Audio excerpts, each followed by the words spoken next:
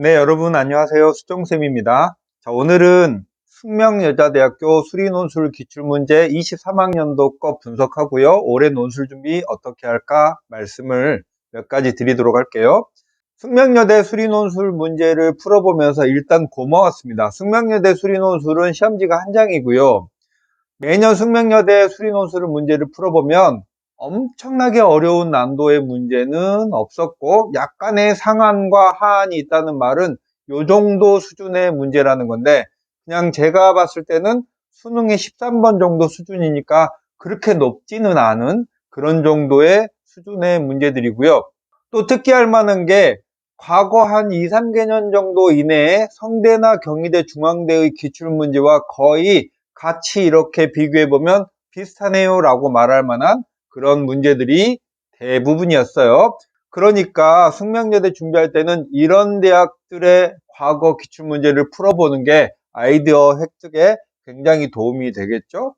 자, 작년 기출문제 보시면 수학2와 미적분에서만 출제를 했습니다. 숙명여대는 수학, 수학원, 수학2, 미적분으로 보통 수능 선택 과목으로 미적분을 선택한 학생이면 따로 별도로 확통이나 기하를 준비하지 않아도 된다는 뜻이겠고, 작년에 냈던 문제의 내용이요, 과거에 전통적으로 논술에서 많이 다루는 그런 이미 논술 공부를 했던 학생이라면 이거 많이 냈던 유형인데 라고 하는 그런 문제들로 이루어져 있어요. 신유형의 문제는 없었습니다. 특히 3번 같은 경우엔 원에 내접하는 N각형의 넓이를 구하고 직한을 구하고 하는 이런 문제들은 진짜 많이 논술에서 내는 그런 주제죠. 숙명여대 논술의 중요한 특징을 다시 한번 살펴드리면 제시문이 상당히 긴 대학이에요. 그래서 세 문제 출제하는데 한 문제 정도는 제시문을 충실히 이해하고 제시문의 설명대로 어떤 계산을 해보라는 이해력 문제가 하나 정도 출제되고, 정적분은 부분적분 문제를 최근에 2개년 정도는 연속 출제하고 있습니다. 그리고 출제 경향은 수능과 유사한 문제들이 다수고요.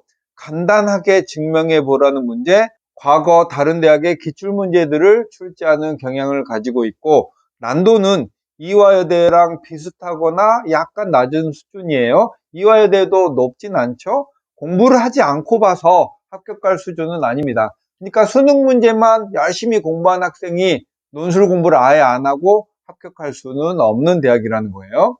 올해 말의 시험 내용은요, 논술 90에 교과가 10%입니다. 근데 교과가 10% 반영을 한다고 해서 실질적인 반영 비율이 10%는 아니니까, 교과가 낮다고 예를 들면 한 5점대가 된다고 해도 논술 지원하는 데는 아무 지장이 없고요. 수능 최저는 2기하 모로 상당히 센 편이에요. 미적 또는 기하나 과탐은 최저를 충족하는 과목으로 선택할 때만 응시하면 됩니다. 그리고 교과 반영 방법은 너무 안 중요해서 여러분이 읽어보시면 되는데, 등급 점수를 보시면 98.9, 97.8, 96.6, 95.4 이렇게 해서 5등급까지는 거의 점수차가 없고요. 실제 합격자가 4등급 정도가 합격자의 평균인 걸 고려하면 5등급이라도 불리한 건 아니에요. 논술 시험은 보통 수능 다음 날인 토요일 날 숭실대, 서강대와 더불어 가장 먼저 시험을 보는 대학이고, 시험 시간은 100분입니다. 출제 유형은 이미 말씀을 드렸고요. 세문항이고요. 시간에 비해서 문제수가 숙명여대는 소문항이 많지 않아서 시간적인 여유는 조금 있을 거고요. 평균 경쟁률은 작년 기준으로 28대 1 정도 됩니다. 자, 그럼 마지막으로 숙명여대 논술 준비를 어떻게 할까요? 가볍게라도 준비를 해야 되는 대학이랍니다. 그 말은 수능의 문제와 비슷한 측면도 있기도 하면서 조금 낯설 수 있어서 준비를 하지 않고 그날 처음으로 논술 문제를 보면 안 된다라는 뜻이고, 100분의 시간인데 대문항 3개에 각 소문항이 2개 정도로 시간이 넉넉합니다.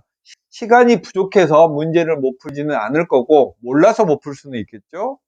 경향성은 비교적 숙명여대는 빈출되는 유형은 적은데 정적분 문제는 2년 연속 출제됐다고 했고, 상위권 대학들의 문제에서 많이 아이디어를 얻을 수 있다고 했고요. 숙명여대는 제시문이 길어요. 조건과 설명이 많은 대학이에요. 이런 대학들은 지문을 해석하는 능력, 국어적인 능력이 조금 동반되어야 문제를 풀 수 있고요. 숙명여대, 서강대, 아주대, 인하대가 제시문이 긴 유명한 대학들이에요.